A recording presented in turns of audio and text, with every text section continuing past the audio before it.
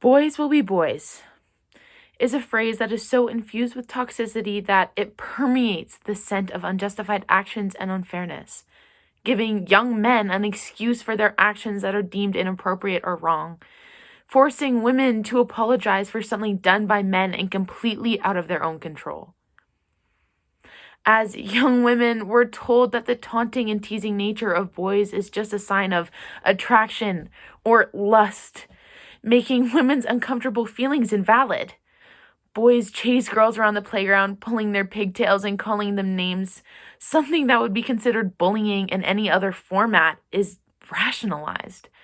Dress codes telling young women that each and every part of their body must be covered for the benefits of men, without taking into account how uncomfortable it may be for a young woman to cover up in 30-degree heat.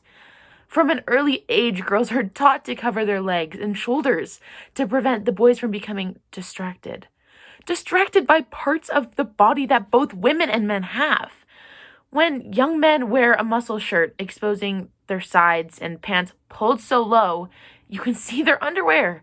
It's considered a fashion statement, but when a girl wears a spaghetti-strapped tank top to school, they're not only sent to the office, but they're publicly humiliated by being forced to wear a baggy t-shirt to cover their shoulders.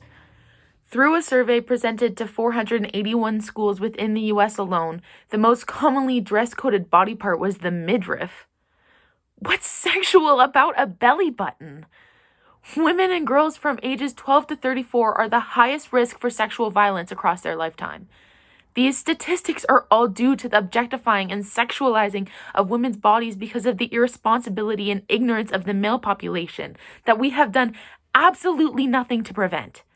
Now, as women have begun to speak out about their own experiences with sexual violence, they're cast aside and berated with accusations of lying for attention or to hurt a man's reputation.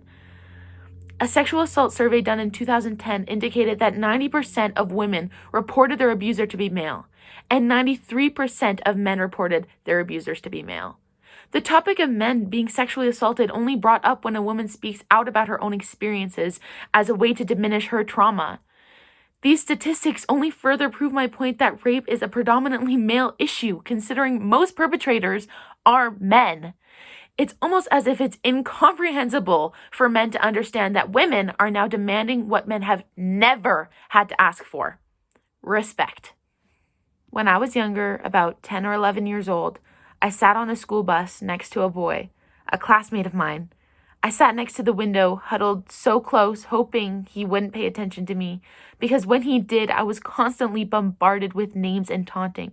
He would push me up against the wall of the bus and hit me, pull my hair, teasing me while he did it. Everyone around would point and laugh as he forced me to sit next to the window, making sure I had nowhere to go. I was stuck.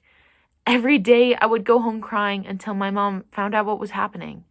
She talked to him, scared him senseless, and told my bus driver, who blamed it on affection, saying his actions were a reflection of a crush or his way of communicating his feelings towards me. Now, as a 17-year-old girl, I've been catcalled on the streets for doing nothing but walking. Men roll down their windows to holler at me, saying things like, "You have a fat ass." I can't even walk through the school parking lot without a boy from our school feeling entitled enough to hoot at me to say, "You've got a nice rack." I was wearing a sweater and leggings when that happened.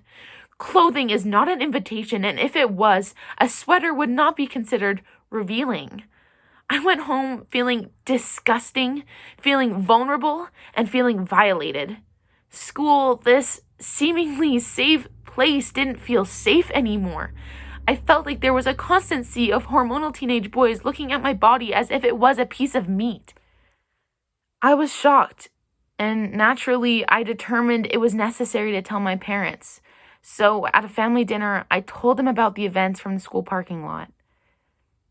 The reaction I was hoping for was not what I received. My father, the man who raised me, asked me why I was upset. "You really shouldn't be getting upset about something as small as that.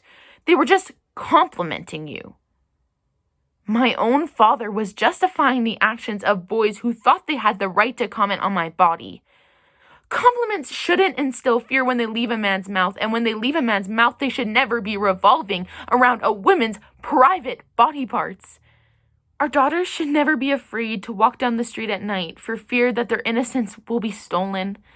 Men will never understand that fear that overcomes a woman when walking by herself, holding her keys in between her fingers as if she was a Wolverine, ready to defend herself if the situation may arise.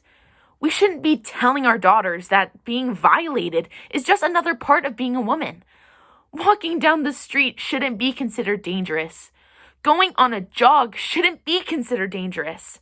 Walking to the car through a grocery store parking lot shouldn't be considered dangerous. But it is.